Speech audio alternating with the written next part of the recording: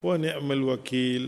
ربنا أفرغ علينا صبرا وثبت أقدامنا وانصرنا على قوم الكافرين. قال الله تعالى في القرآن الكريم: رب اشرح لي صدري ويسر لي أمري واحلل عقدة بلساني يفقهوا قولي. الحمد لله على نعمة الإسلام والإيمان. Alhamdulillah, syukur banyak-banyak pada Allah. Subuh-subuh ni Allah usung kita datang sini dengan arti kata Allah nak bagi faham kita agama dia. What page? 136. Okay.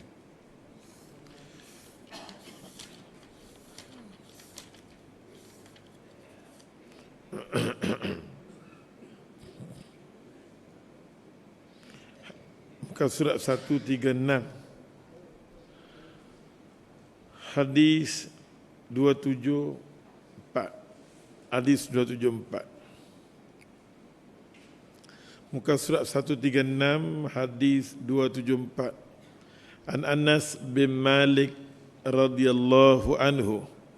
Anas bin Malik khadam Nabi yang pertama. Dan Anas bin Malik orang yang meninggal akhir sekali di bumi Basrah. Di bumi Basrah ni gudang ilmu. Gudang ilmu. Basrah hari ini dah dikuasai oleh Syiah totally. Walaupun ada Sunni, kampung Sunni tak kuat di Basrah. Wa anhu, daripada Anas bin Malik radhiyallahu anhu qala qala Rasulullah sallallahu alaihi wasallam, kata Nabi sallallahu alaihi wasallam, Nabi kata la taqumu sa'ah, tidak akan berlaku kiamat, Nabi kata, hatta, sampailah kita tengok, yatabahan nas fil masajid, sehinggalah kita tengok manusia ni asyik bermegah-megah nak cantikkan masjid. Masjid besar. Di akhir zaman kita tengok masjid ni banyak, tapi nak cantikkan masjid. Masjid yang didirikan tu bukan ussis salit taqwa.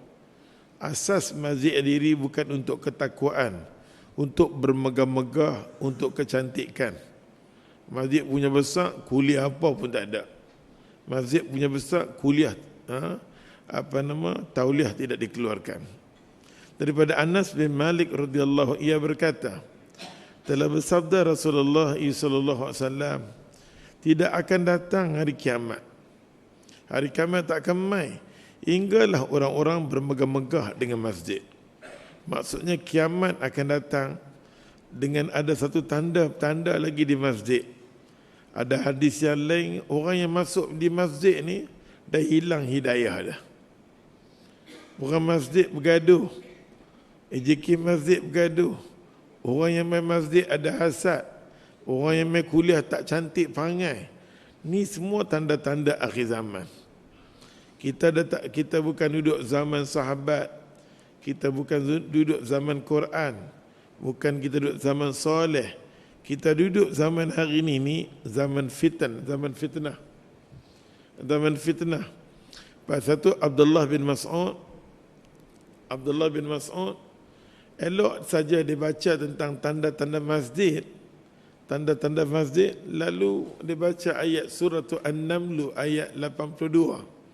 Surah An-Naml ayat 82, dengan kedatangan makhluk yang keluar di muka bumi ini. Maka pada masa tu dia kata apa? Dia kata perbanyakkanlah baca Quran. Bila zaman kekacauan mai sampai peringkat dalam masjid, pada masa tu perbanyakkan baca Quran. Pasal Quran akan diangkat. Quran akan diangkat.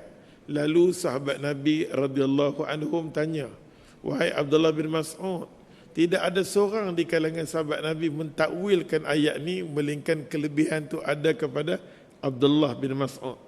Dia seorang saja di kalangan sahabat Nabi mentakwilkan ayat tu. Yang lain pakat nganga, pakat diam macam tu je. Tak berani kata apa-apa. Tapi Abdullah bin Mas'ud kata tanda musibah. Tanda musibah. Di masjid tidak lagi ada orang soleh. Maka dia kata matinya orang soleh, satu, hilangnya ilmu daripada orang soleh. Yang ketiga, Quran akan diangkat. Sahabat Nabi radhiyallahu anhum dengar macam tu, pakat lari terpa dekat dia. Tanya dekat dia, macam mana Quran diangkat? Dia kata di malam hari masa kita tidur, Allah cabut dada-dada manusia yang ada Quran. Lalu di pagi harinya kita tak boleh nak ingat dah ayat Quran. Oleh sebab tu Abdullah bin Mas'ud kata, mau tak mau perbanyakkan baca Quran.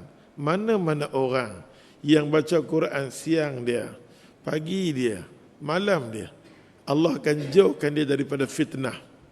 Maka Nabi pun kata dekat kita, bila setiap kali kita sembahyang dekat dengan Tuhan, bila kita baca tahiyat akhir, at-tahiyatu mubarakatu wassalawatu, sampai innaka hamidul majid, Allahumma inni a'udzubika min azabi jahannam wa min azabil qabri wa min fitnatil mahya wa mamat wa min fitnatil masih dajjali.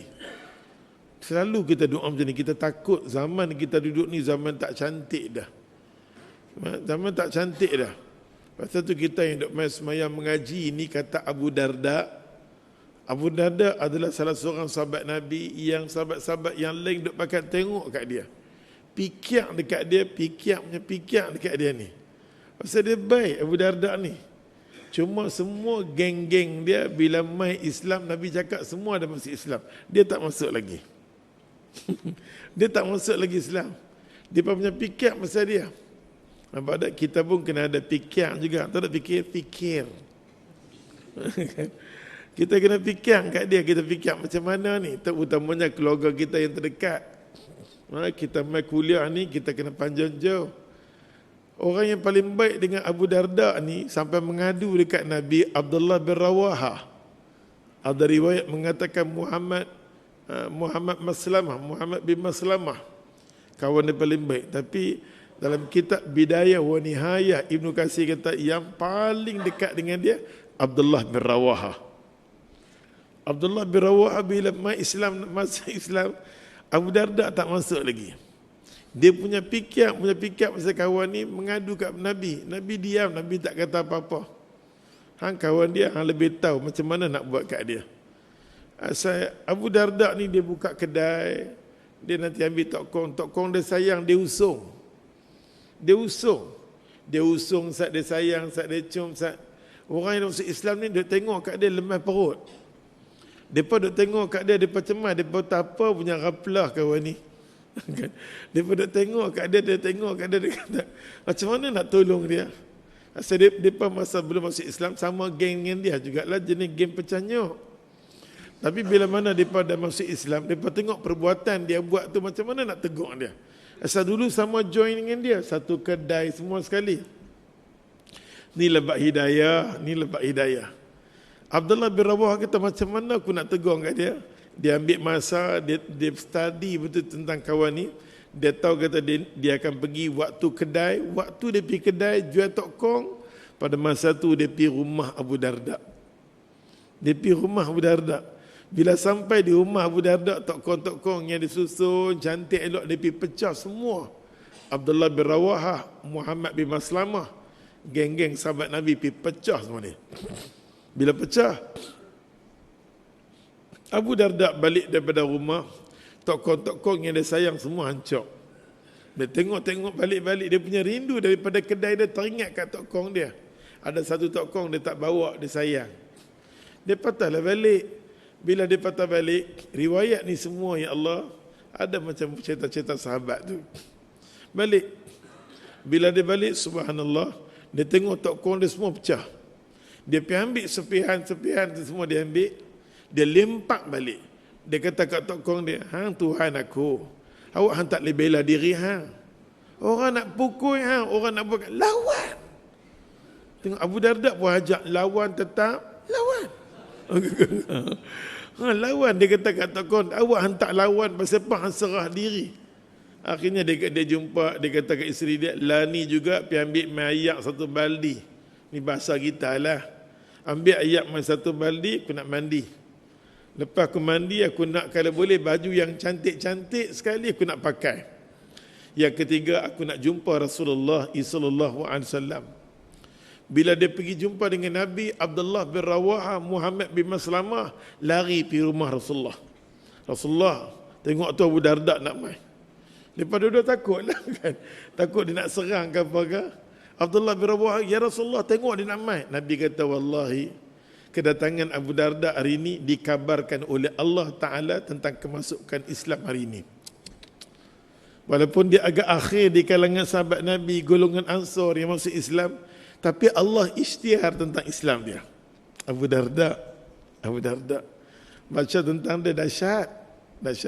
Dan dia salah seorang sahabat Nabi. Nabi kata kalau naik atas bukit Uhud jangan turun. Dia tak turun. Yang kata saki-baki di kalangan sahabat Nabi diselamatkan berpunca daripada Abu Darda. Punca. Dia masuk Islam, dia taat dekat Nabi sallallahu alaihi wasallam.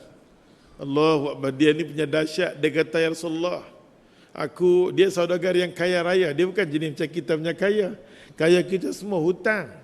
Dia cash, nampak tak? Kaya kita ni action. Tapi kaya dia kaya betul-betul punya kaya. Kaya, saudagar yang kaya. Nampak tak? Bila dia masuk Islam, dia kata, ya Rasulullah, kalau ibadat aku dan kaya aku boleh okey. Tapi kalau sekiranya ibadat aku kacau dengan penjagaan aku lempak semua. Betul-betul ya Allah, bila dia semayang, dia duduk teringat dekat kebun kebun kurma dia, ke penjagaan dia lepas semayang dia pergi bagi balik semua harta dia tak mau apa langsung. Pasal tu Imam Az-Zahabi komen tentang Abu Darda tang sini saja. Tang sini dia komen. Imam Az-Zahabi bercakap tentang Abu Darda, dia bukan komen apapun, dia ulama hadis. Dia kata sirah Abu Darda ni ya, tapi jadi macam Abu Bakar. Abu Bakar ni dia kaya dunia pun dapat, ibadat pun dapat. Pasal Imam Az-Zahabi kata wala tansa nasibaka minad dunia. Jangan lupa habuan di dunia. Pasal kita nak berjalan pun, minyak berhenti, parking kena bayar. Semua kena bayar. Jalan pun kena bayar, berhenti pun kena bayar. Raplah kan. Semua celik mata duit sampai tidak balik pun duit kan. Wala tansa nasibaka minad dunya. Atau tu Imam Zahabi kita jadi macam Abu Bakar, jadi macam Omar, Abdurrahman bin Auf, Ibnu Mubarak. Ni pun ni kaya. Tapi kaya depa tak goncang iman depa. Abu Darda dia tak mau, dia lempak. Maka Nabi kata, semua Nabi duk tengok dekat dia, panggil dia. Semua sahabat duk tengok macam mana dia ni. Kalau cakap sikit, dia ada syair. Cakap sikit saja, dia ada syair dia. Syair dia syair yang mendalam. Dia kata kalau hang semayang sekalipun, kadang-kadang dia kata kat sahabat, dia kata kalau kita semayang ratusan tahun sekalipun, dalam semayang tu tak ada tafakuh pada Allah, tak ada nilai. Sekali hang bertafakuh tentang bayangkan diri hang. Berapa tahun dah hang semayang, berapa tahun dah hang puasa, berapa tahun dah hang bayar zakat, berapa tahun dah hang buat semua ni, semua amal ibadat yang hang buat tu, macam mana hang dengan Tuhan hang? Hang pernah tanya tak macam mana hang dengan Tuhan hang? Ini Abu Darda. Cuba hang renung, dia kata hang semayang dah lama, cuma hang renung. Dengan hang renung ni sekali, lebih baik daripada semalaman yang hang semayang. Lebih baik pada hang bangun bersalaman hang semayang tak berhenti daripada sekali ini. Ini Abu Darda, bukan calang-calang. Tu Abu Darda kata bila kita cakap pasal orang, sudah tentu dia cakap pasal kita. Abu Darda dahsyat. Nampak tak? Pasal tu orang yang boleh menyelamatkan keadaan Abu Darda ni tak lain dan tak bukan Salman Al-Farisi. Hikmah Salman Al-Farisi. Sampai isteri dia, kalau siapa-siapa yang menjumpa Abu Darda, isteri dia kata Abu Darda dah jadi orang akhirat, dunia tak ada. Pasal dia tak tidur dengan isteri dia, dia tak mau tengok isteri dia, apa pun tak mau, dia nak tengok Allah aja. Ghaflatun. Oh ya Allah, tapi iman dia tengoklah Quran sendiri angkat kedudukan Abu Darda radhiyallahu anhu. Sampai Abu Darda kata apa? Wallahi saat fitnah dia kata carilah ilmu. Saat fitrah carilah ilmu. Saat fitnah ni cari ilmu, dia kata. Ilmu itulah yang boleh menyelamatkan dengan hak dan batil. Abu Darda radhiyallahu. Hikmah yang paling besar dalam hidup dia, sampai benar sahabat Nabi radhiyallahu anhum pergi jumpa dengan isteri dia.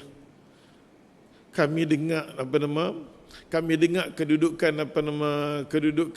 Abu Darda ni, Nabi kata duduk di bawah rahmat Allah. Abu Darda dekat dengan Tuhan. Abu Darda terdiri pada orang muhsinin. Inna rahmatallah qaribun minal muhsinin. Ini ayat Quran, bukan ayat gempak-gempak. Inna rahmatallah, sesungguhnya rahmat mana-mana orang dapat rahmat Allah qarib. Orang ni dekat dengan Allah. Abu Darda jiwa dia dekat dengan Allah. Allah bagi tahu tentang jiwa dia memang totally dengan aku, dia tak ada dengan orang lain. Minal muhsinin, dia daripada orang yang baik-baik. Oh ya Allah Tuhan, kedudukan martabat yang paling dekat dengan Allah, minal muhsinin. Nampak tak? Minal muhsinin, dia infak semua jalan Allah Ta'ala, sampai Allah buka laluan dia boleh nampak syurga Allah. Pasal tu Imam Khatib Al-Baghdadi bila dia semayang, anak murid semua kata kat Khatib Baghdadi, rasa-rasa tok guru kita ni apa jadi dengan dia, tak tahu. Dia semayang lama, dia semayang kadang-kadang dia senyum sikit, saat ni ke hulu ke hilir dia semayang, anak murid sentuh. Takut dia tidur ke apa cerita ke. Dia pun rokok lah habis semayang. Anak murid tanya apa jadi. Imam Khatib Al-Baghdadi kata, semasa saat aku semayang, wallahi aku nampak laluan bidadari. Lagi lama aku semayang, aku seronok. Betul lah kata Abu Darda. Allahu Akbar. Ni semua tahap dia paling tinggi dengan Tuhan. Keyakinan dia paling tinggi dengan Tuhan. Pasal tu kita hidup main kuliah ni, kita kalau boleh kemaskinikan diri kita, bagi cantik, bagi elok, supaya Tuhan boleh tadah tangan terima kita esok ni. Apa lagi kita mau?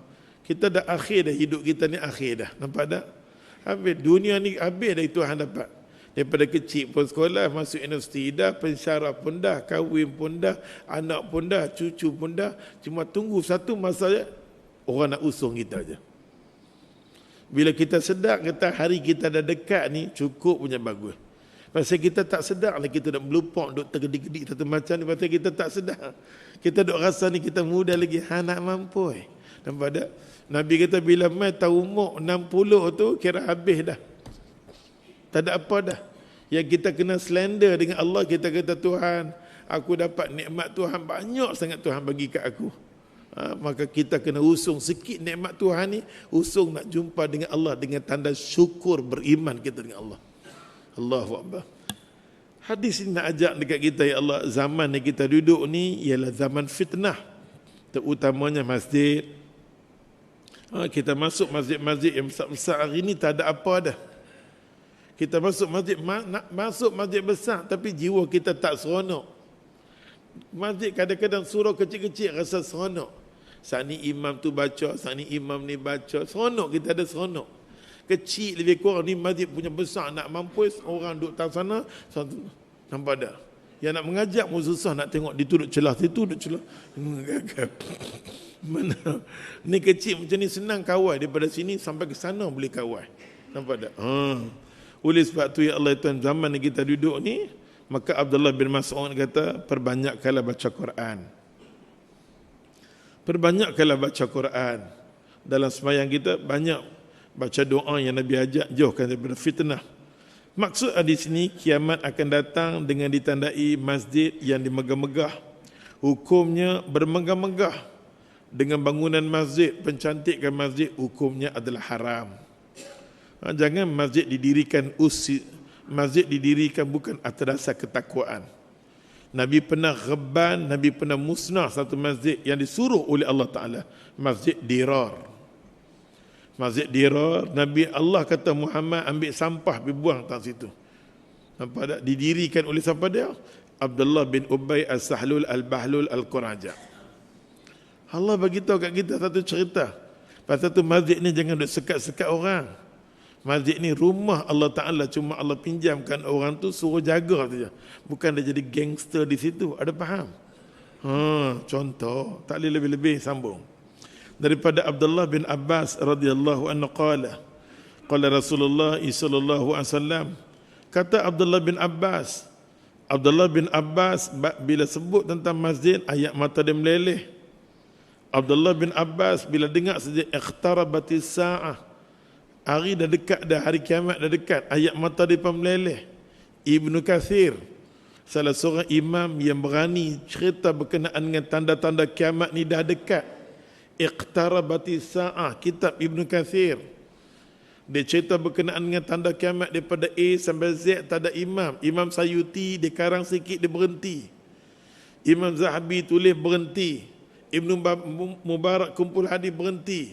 Di kalangan ulama hadis tulis berhenti. Tapi matang Ibnu Katsir A sampai Z, sampai ada satu buku kitab tentang tanda kiamat yang dikarang oleh Ibnu Katsir.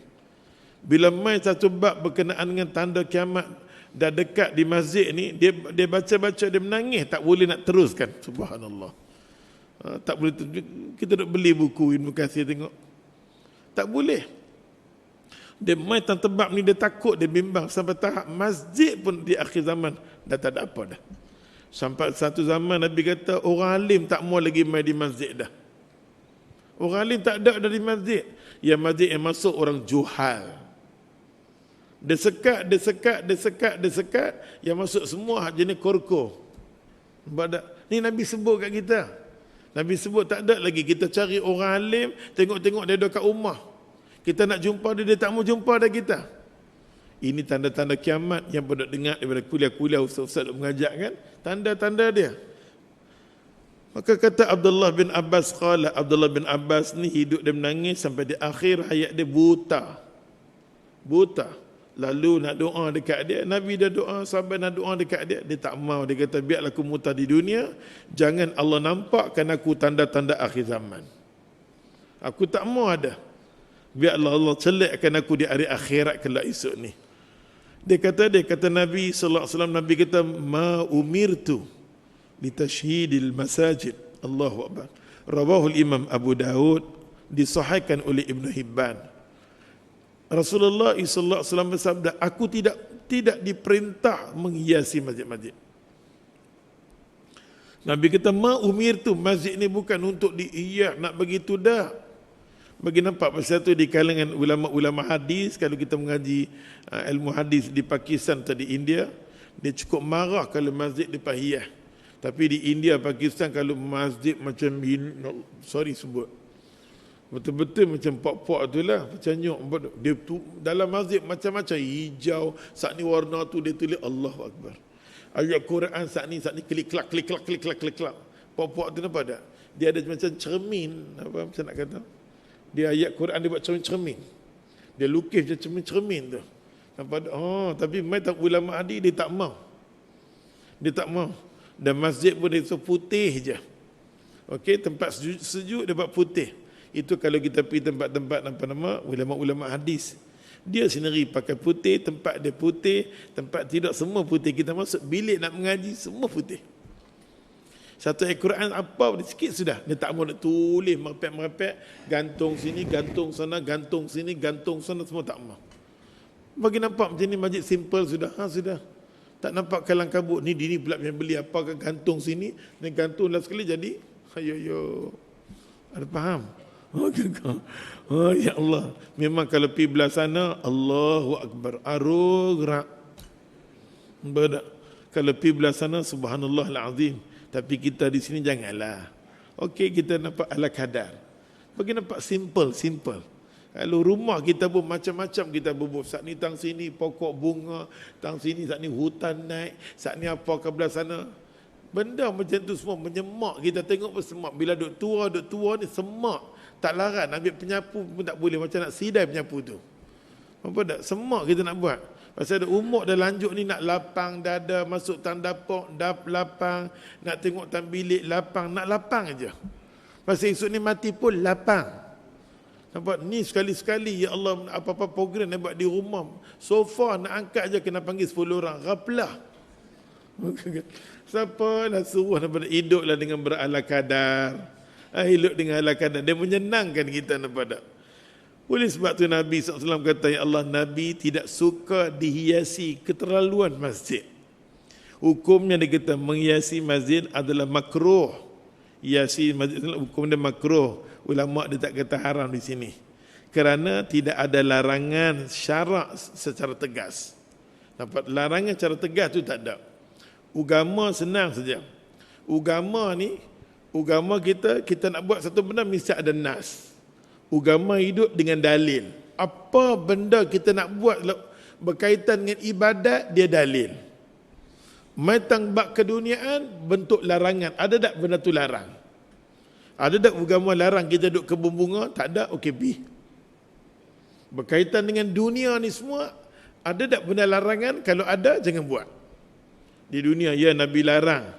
Nabi kata jangan gunakan muzik. Larangan hadis ada. Maka jangan kita ambil dengan nasyid dengan muzik. Lah ni satu macam. Dengan nasyid dengan gitar. Ding ding ding ding ding ding. Lah ni pula dengan apa nama? Ustaz tengok dia zikir-zikir berserta dengan apa nama? Dengan satu macam. Kau tu pakai serban. Apa tengok dah tu? Kan? Kita tengok ghaflah tuan. Dengan belakang-belakang Allah duk berzikir ramai-ramai. Indonesia ke tu? Indonesia ke mana tak tahu. Ustaz pun tak tahu satu kumpulan tu. Kita kata ya Allah janganlah buat masuk di bumi kami itulah. Kita minta ke Allah Ta'ala cukup yang duk ada ni pun duk bergaduh dah.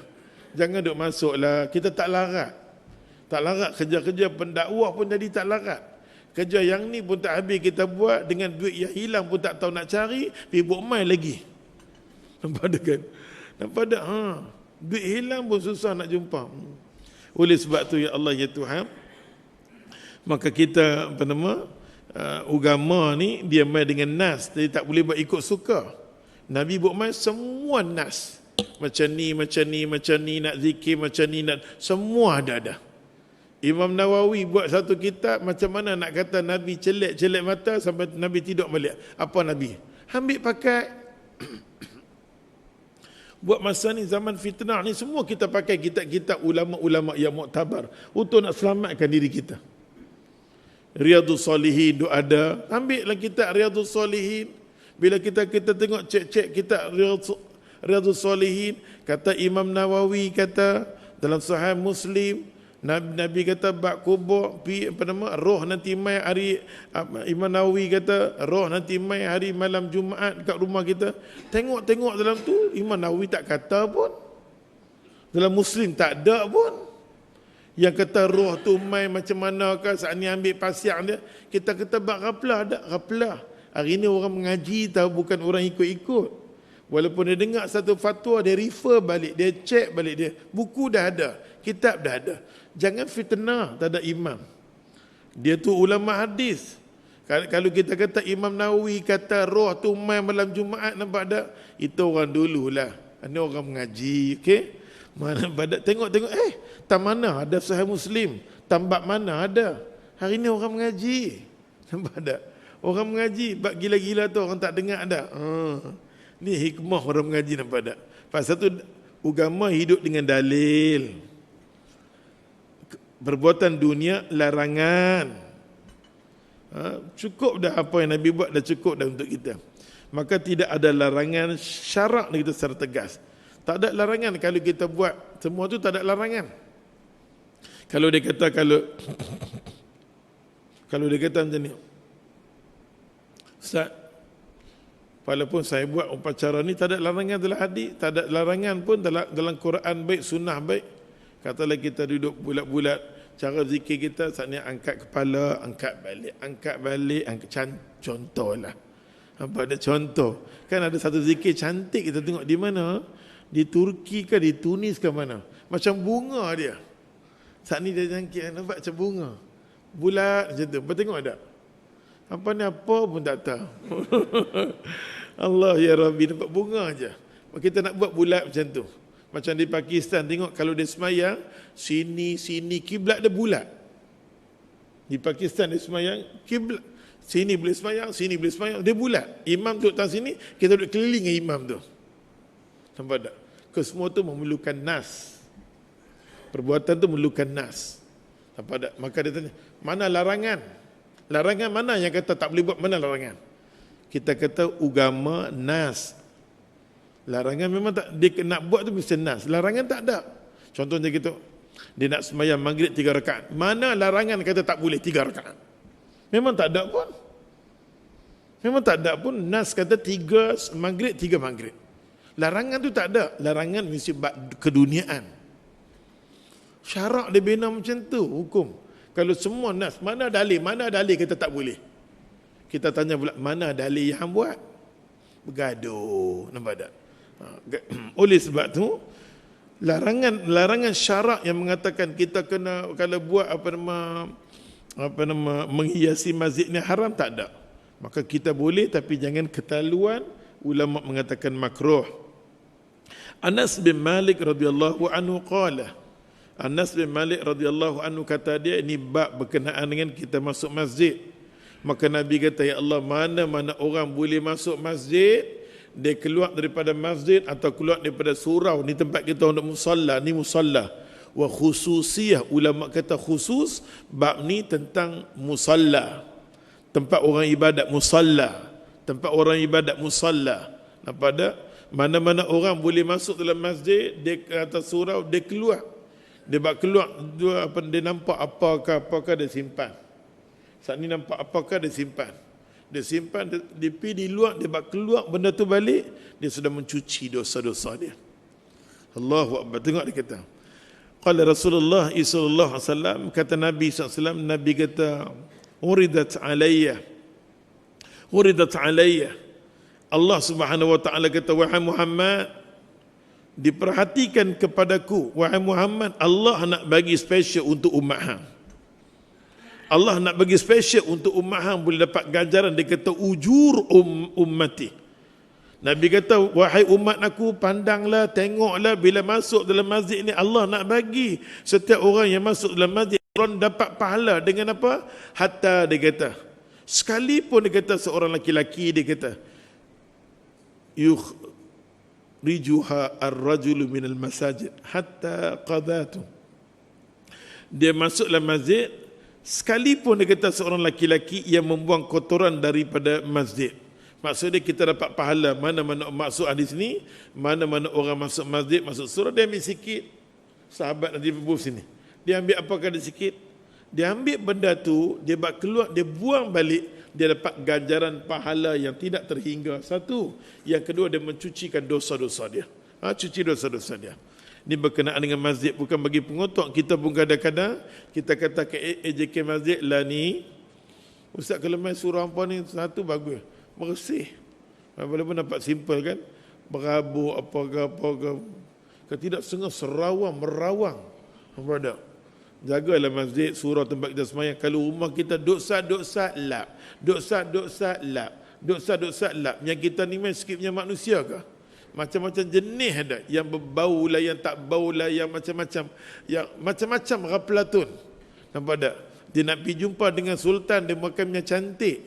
Pasal tu Imam Malik bila nama masjid je dia pakai cantik. Imam Malik dia pakai cantik. Bukan setakat tu, dia baca buku hadis, dia pergi ambil wuduk, dia duduk cantik baru dia baca hadis. Allahu Akbar. Disiplin Imam Malik. Terutamanya dia ajak ke anak murid dia main masjid, tolong pakai cantik-cantik, pakai elok-elok, berwangi-wangi. Setiap waktu dia macam tu. Nak bertemu dengan Tuhan. Kita nak jumpa orang tertentu ke apa ke dandan pijak butang butang baju Melayu sampai mampir sampai borak. Nampak tak? Ini nak jumpa dengan Tuhan. Allahu Akbar kabira. Pasal tu ya Allah Tuhan, kita main di masjid nak bagi pereloklah diri kita baik. Nak bagi habis dah di sini. Maka dia kata kat sini Allah maksudnya orang yang membersihkan atau menjaga kebersihan masjid mendapat ganjaran.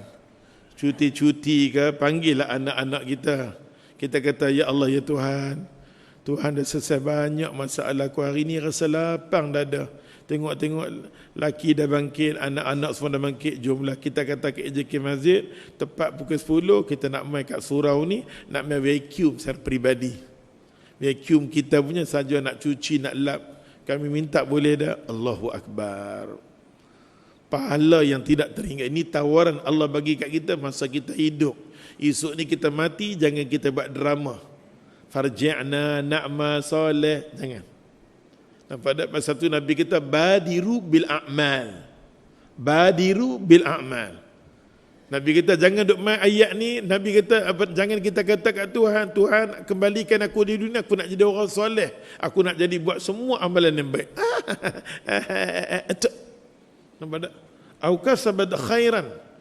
kasabat khairan, ataupun kita nak cari benda kebaikan, tak ada guna dah bagi dia. Dia tak pernah dalam hayat dia nak cari kebaikan, terutamanya di rumah Allah Ta'ala. Badiru. Nabi kita segera cepat buat amalan yang baik sebelum main benda-benda yang tak senonoh, jangan. Ada sebelum hayat ini duduk cergas-cergas macam ni, sepanjang aku duduk semayang masjid ni dah puluh tahun, baru sejarah ni lah aku pernah buat. Orang pun kata dia tanda dia nak mati kot, tak apa. Orang kata apa pun tak apa. Dia ni raplah. Kita ni bila buat lain sikit orang tanda. Tak pasal-pasal vacuum ni raplah apa. Kita nak cuci, nak pergi cuci toilet. Nampak tak? Kita mau rumah Tuhan, nampak tak? Kita tak payah, kadang-kadang nak tunggu orang nak cuci, tak apa. Tak apalah nak panggil anak aku, nak kemas keliling ni. Rumah Tuhan kita jaga. Allah kata, aku nak bagi ganjaran untuk umat Muhammad. Aku Tuhan, aku nak memperlihatkan, uridat. Bahasa Arab, aku bentangkan. Aku bentangkan satu benda, pahala yang tidak terhingga pada umat hang.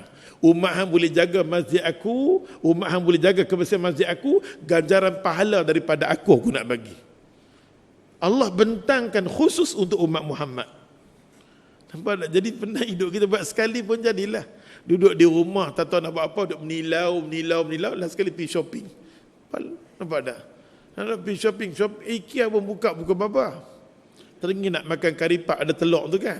Oleh sebab tu ya Allah itu kan, kita pakat-pakat dengan satu vacuum tu, panggil anak-anak mencuci mak bapak yang tu yang ni, kita Tuhan, macam mana Tuhan himpunkan dalam masjid untuk kami dapat kebajikan, himpunlah di hari akhirat kelak untuk kami.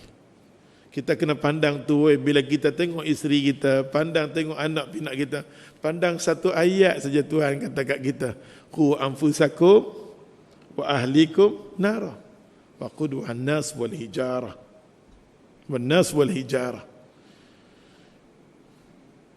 Bila terenung ayat ni, kita Tuhan kita bawalah diri hang, keluarga hang, anak pinak hang semua selamat daripada api neraka. Kita datang sini ni kita renung, Tuhan selamatkanlah keluarga aku. Macam mana kami duduk satu rumah, satu bumbung rumah di bawah hidayah Tuhan ni, selamatkanlah keluarga kami. Selamatkanlah keluarga kami. Lah ni kalau kita duduk tengok bini kita tak cantik, tak beriman, automatik kita tahu esok ni Allah janji Allah akan bakatkan bini kita dengan dua benda. Quran kata wanas. Betul? Ni Quran. Bahan bakar tu manusia. Manusia yang kafir, lingua engka sambil vilu ka. Contoh example. Dia Allah tak bagi Allah tak bagi nampak hidayah. Dia nanti bakar kita. Dia kata hang dengan kuliah, dengan semayang, mengaji macam-macam, tapi hang tak beriman. Esok ni isteri kita Allah bakar depan mata kita. Nampak tak? Kadang anak kita sakit pun melupuk kita. Anak kita sakit, dia duk kena jolok, duk enjek ke apa, duk menangis, kita duk di luar. Gelisah. Ni Allah nak bagi tunjuk depan mata kita. Anak kita Allah bakar depan mata kita. Ni Quran habaq mai. Nampak tak? Lagi satu apa nama? Wal hijarah, batu. Batu sembahan dekat kuil apa nama? Batu cave tu punya besar tu kan. Quran habaq mai kat kita, bukan mamak mai. Ibnu Katsir kata barang sembahan tu dia jadi bahan bakar. Hutab ni maksud dia, ulama kata dia lebih apa nama, macam bara tu, kan bara bakar kita, kemerah-merahan. Duk bakar anak kita. Pasal tu Tuhan kata sebelum benda ni jadi, apa nak qu anfusakum, bawa diri kita, keluarga kita, anak pinak kita selamat daripada neraka. Lah ni kita duduk pun kita boleh turun flat anak kita duduk tidur. Kita boleh bayangkan esok ni kalau mati, Allah bapa tak ada. Seriau. Duk balik-balik naik dia tidur lagi. Kita kata safirlah. Nampak ada astagfirullahalazim, apa nak jadi dengan anak aku? Apa nak jadi Allah tunjuk di dunia lah ni dia tak mau nak gerak untuk ibadat. Esok ni aku Allahu Akbar. Tu kita doa banyak-banyak. Kita main ni kita doa. Kita doa banyak-banyak. Bila kita main tang sini ni, macam Ibnu Katsir kata, bila keluar main tang sini ni, jadikanlah macam Ashabul Kahfi. Ashabul Kahfi ni Allah Tuhan bila dia keluar saja, Daripada rumah dia, Ashabul Kahfi ni bukan orang macam kita, oi. Dia kaya raya, anak raja. Dia bukan raja kapur, raja betul-betul. Kaya, dia raja. Ni anak keturunan raja-raja, orang yang ada duit, orang yang kaya sangat-sangat. Tapi mereka pemuda ni, mereka tengok bapak mereka sesat, bapak mereka tak boleh ajak pada kebenaran. Mereka lari. Bila mereka lari, Allah janji, Allah kata, wala yaj'al lahu iwaja. Aku tak bagi jalan bengkok. Semua jalan kalau orang keluar daripada rumah menuju kepada aku, ihdinas siratal mustaqim. Kita keluar daripada kawasan rumah kita pagi matang sini ni, satu benda saja kita minta Tuhan, tolong tunjukkan aku jalan yang lurus, siratal ladzi an'amta alaihim. Kita matang sini, kita niat dengan satu benda. Kita nak Allah tunjukkan jalan yang lurus, insya-Allah. Oleh sebab tu, satu lagi hadis kita ambil, boleh tak? Habis bab-bab ni, bulan depan kita masuk bab cara-cara solat. Satu lagi ada masa lagi, hampa nak pergi mana? Hampa ada. Okey. Lagi lama an Abi Qatadah, Abu Qatadah ambil lagi. Last kita tutup dengan Abu Qatadah. Abu Qatadah dia riwayat satu hadis, qala Rasulullah sallallahu alaihi wasallam, hadis ini kuat, dalil dia kuat Abu Qatadah.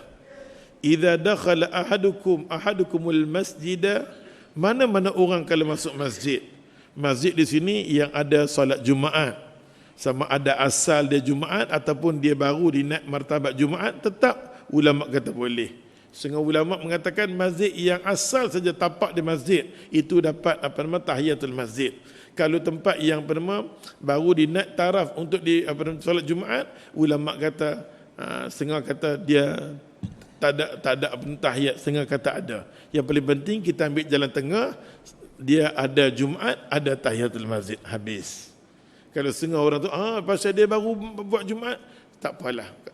Jangan besar-besar sangat khilaf. Tapi kalau tapak tu tapak masjid, dia memang kena sembahyang tahiyatul masjid. Sampai Sayyidina Umar berkhutbah, ada orang masuk, dia duduk, Umar kata bangun, buat dulu 2 rakaat sebelum hendak duduk. Sebab dah ditegur oleh sahabat Nabi radhiyallahu anhum. Maka Abu Qatadah kata, Nabi pesan dekat kita, masuk saja masjid, fala yajlis, jangan kamu duduk, dia kata, hatta yusalli raka'atain, sehinggalah kamu sembahyang 2 rakaat. Pasal tu sahabat Nabi radhiyallahu anhum, bila depa masuk masjid, depa dengar azan, Allahu akbar, Allahu akbar. Depa tahu kalau habis saja azan, tidak ada dah tahiyatul masjid.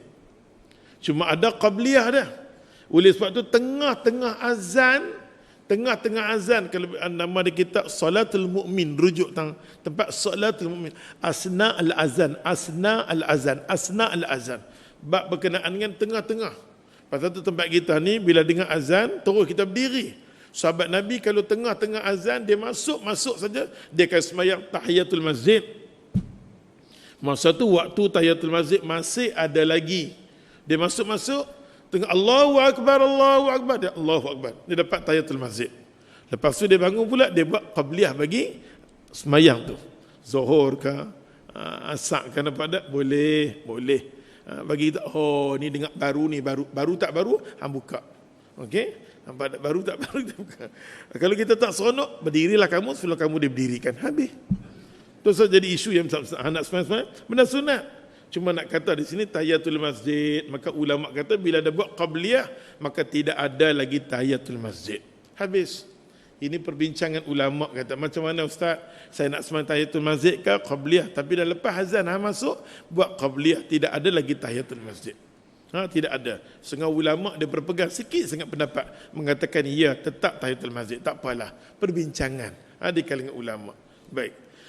Nampak tak? Maka kita habis di sini, dianjurkan solat tahiyatul masjid sebelum duduk di dalamnya. Solat tahiyatul masjid adalah sunnah muakkadah, sunnah yang sangat-sangat dituntut. InsyaAllah bulan depan kita masuk cara-cara solat. Sebelum Ustaz tutup dengan berdoa, macam biasalah, apa cuma kena kuatkan sikit semangat untuk nak menghidupkan wakaf pembinaan Darul Mahabbah ni. Darul Mahabbah kami nak buat tahun depan. Tapi ialah protokol kan, dia kena duit, kena kumpul, kena bagi nama, macam-macam lah. Nampak tak sifat-sifat ghaflah ni dia ada. Okey, kena hantar duit cukup berapa juta, kontraktor, saat ni ada cop pengesahan. Dengar macam tu, kena sabarlah. Dia nak tengok masuk keluar ni semua dia, jadi kita ikutlah. Pasal kita nak esok ni susah sekolah kalau tak ikut macam tu. Maka kena. Dia kena buat pasal sekolah ni, dia menelan belanja sebanyak 5 juta. Ada orang yang nak buat ni, dia teringin buat cara bentuk perhotelan moden sikit. Pasal yang nak main duduk ni, Jumaat, Sabtu, Ahad, kita buka bagi muslimah umur dah lanjut, dia tak tahu nak pergi mana, dia main datang situ. Dia mengaji kuliah subuh, kuliah duha, macam-macam ustaz akan mengajak dekat dia. Nampak tak? Mengajak cara ilmu ni, ilmu bila berumur ni, cara ilmu berumur lah. Nampak tak? Dia tak boleh ambil cara nak hafal tu, apa nama, al-kalamu huwa lafzun mufidun bil wad'i wa aqsamu. Yang tu tak maulah. Itu bukan. Kadang-kadang kita tengok orang tua-tua ni umur 60 duk mengaji bab tu. Ya Allah, janganlah. Bukan ustaz tak bagi. Itu bukan umur dia. Okey? Bukan kita tak larang. Dia duk mengaji matan bina, matan ni semua. Sorry ustaz sebut. Kadang dia marah. Bukan umur dia. Okey? Bukan umur dia mengaji macam tu semua. Dia mengaji matan baiquniyah, apa nama, alhamdulillahilladzi bukan kita tak bagi, nampak tak? Matan-matan al-yaqini, bukan tak boleh. Itu bukan umur dia. Bukan umur dia. Jadi kita bagi tahap dengan keadaan umur dia. Bagi kesedaran apa dia kena buat, apa amalan sepatutnya dia kena buat. Itu dah. Nampak tak? Kita tak perlu matan-matan ni semua tak ada kat sana. Sana ada minat, ustaz ada tak dan dah bagi peluang ke anak cucu. Matan-matan semua tu tak dan. Dia beli buku kat ustaz matan jurmiyah tak nak mengaji. Apa ni, nampak dah. Janganlah. Walaupun dia betul ada dibanting buat untuk orang tua-tua belah malam kan. Ustaz tengok depa ni faham ke? Nampak dah. Duduk tanya ustaz ni ayat ni mutadak khabar. Allahu akbar. Tak, bukan waktu tu. Nampak tak? Hampa nak baca saja. Malah seronok baca hadis kalau kita baca dengan kita faham memang seronok, tapi masa dah tak izin. Masa tak izin dah. Oleh sebab tu apa nama tempat pengajian ustaz ni insya-Allah kita akan buat untuk orang tua-tua. Orang tua-tua pasal depa yang hajat depa sangat-sangat. Dia patangin nak macam apa nama tarawih sebulan di situ. Semua cara percuma. Hasil daripada orang derma insya-Allah. Jadi wakaf duk ada kat luar, setiap sebaik-baik sedekah hangpa sendiri tahu ialah wakaf. Waqafa. Kita sandarkan harta milik Allah kepada Allah Taala. Setiap kali orang tu duk jijak duk sembahyang sampai kat kita berterusan. Sebaik-baik amalan terjamin kita di sana ialah wakaf. Jadi setiap bulan wakaf ni ada sampai bangunan dah berdiri, dia terberhenti. Selagi mana kompon ni ada, selagi itulah kukutik dekat hamba. Faham tak? Jadi hampa kena rasa syukur lagi benda ni ada, dia nak jamin hampa masuk syurga. Benda ni tak ada, habis dah syurga, ada pintu tutup dah. Ada faham tu kan? Oleh sebab tu ya Allah, ada orang tanya ustaz, tak buatkah kutipan terhadap anak-anak yatim? Tak apa, kita buat sejadah kat sana kalau hampa nak bagi untuk anak asnaf. Yang ni kupon ni kita kena serah duit kepada pihak tertentu. Macam kecuali dia bagi RM1,000, dia bagi RM25 untuk orang kutip. Kami ustaz semua pulang totally tak nak ambil. Nampak setengah orang dia nak ambil boleh, hak dia ada. Asal diberi RM1,000, pihak ni bagi tu sudah sebut lah apa, dia bagi RM25, tak apalah. RM1,000, RM25 dia bagi untuk orang kutip, kan? Jadi insya-Allah kita patuhlah atas apa yang dibuat. Tak lama lagi 6 bulan kalau dapat 2 juta dia buat cop pengesahan. Lepas tu dia buat lagi apa ke setahun, potong income tax. Apa nak? Dapat potong. Ni kan dia akan buat step by step. Kan? Apa kecaluan apa tak tahu lah, tu saya tak reti nampak. Yang ni bukan. Ada orang tanya ustaz boleh potong, tak ada potong apa ni? Ni nak masuk terus ke syurga. Okey, tak ada. Tak ada potong-potong apa. Jadi tengah-tengah tu kita niat bagi kepada anak murid Ustaz Asnaf, anak yatim yang ni ada dekat belakang, dan seorang anak murid Ustaz Allah bagi dekat dia kelebihan. Siapa yang kerja Mardi ni akan tengok dia salah seorang kerja kat Mardi. Dia kerja Mardi ke macam mana tak tahu, tapi alhamdulillah Mardi ambil dia buat satu spray dia buat. Kalau pokok tu ada kulat, bila naik saja pucuk, ulat duk makan. Naik pucuk, ulat duk makan. Maka dia buat satu spray ni mematikan semua ulat-ulat tu. Dia buat dengan organik, bahan organik. Pokok boleh segap, boleh elok dengan spray. Spray itu juga boleh guna kita spray kat tepi-tepi kat rumah kita ni, laci, kapau kat semua dalam kabinet-kabinet kita semua, lipah boleh mati, semut boleh mati. Setakat ni Ustaz tengok yang Ustaz pakai 3 minggu, cicak mati celah-celah. Celah tu mati, celah ni mati, babau dah dia mati. Cicak mati. Lipah Ustaz tak nampak lagi, semut Ustaz nampak dah, tak ada dah. Kita tengok kesan. Wallahualam, kita nak, pasal dia bagi tempoh 3 bulan untuk dia cek ni, akan keluarkan CJ untuk dia. Jadi kita bagi sokongan dekat dia, dekat hamba Allah ni, walaupun dia tak mau sebut dah nama dia, barang dia ada. Rasa di Facebook dah keluar dah. Dah keluar kenyataan dia. Kita rasa seronok bangsa kita sendiri buat. Dia organik, dia bukan bahan racun. Kita duduk spray kat rumah kan, dekat lantai, takut-takut kucing kita jilat, dia mampu. Ni tak mampu, lagi dia makan lagi sihat. Ya Allah, kita bagi sokongan dekat dia buat spray. Ustaz Bukman dalam 20 spray. Setiap kuliah Ustaz Bukman dia punya Ustaz bagi galakkan. Ustaz doakan insya-Allah niat dia baik, dia orang jenis semayang, jenis orang macam ni. Ustaz, orang tak tentu hala, sorry. Bismillahirrahmanirrahim. Alhamdulillah bil alamin wa bihi nasta'in wa natawakkal alaih wa nusalli ala nabina Muhammad sallallahu alaihi wasallam. Ya Allah ya Rahman ya Rahim, nas'aluka wa nastaghfir bika an tardha lana wa sabit fina ala al-islam wal iman. Ya Allah Tuhan kami, tetapkan iman bagi kami, tetapkan iman bagi kami. Tuhan ampunlah dosa kami ya Allah. Kau ampunlah dosa mak kami, bapak kami ya Allah. Tuhan kau jadikanlah rumah tangga kami ya Allah sentiasa di bawah rahmat-Mu, hidayah-Mu, petunjuk-Mu ya Allah. Bawalah anak-anak kami ya Allah di bawah redha-Mu ya Allah. Tuhan jadikanlah zuriat keturunan kami ya Allah di hari akhirat kelak sebagai ganjaran yang baik untuk kami ya Allah. Himpunkanlah keluarga kami sebagaimana kau himpun di surau dan masjid ya Allah. Tuhan kami, pertemukan kami dengan orang-orang muhsinin. Tuhan kami, pertemukan kami dengan orang-orang muhsinin. Ya Arhamar Rahimin. Ya Allah, ya Tuhan kami, jauhkanlah daripada fitnah ya Allah, surau dan masjid ya Allah. Kau jauhkan perpecahan di kalangan kami ya Allah. Kau jangan bagilah hati-hati orang mengaji ada hasad, dengki dan khianat ya Allah sesama kami ya Allah. Birahmatika ya Arhamar Rahimin. Allahumma amin. Taqabbalallah minna wa minkum taqabbal karim. Boleh letak sejadah kat situ untuk kita bagi pada asnaf yang wakaf ada kat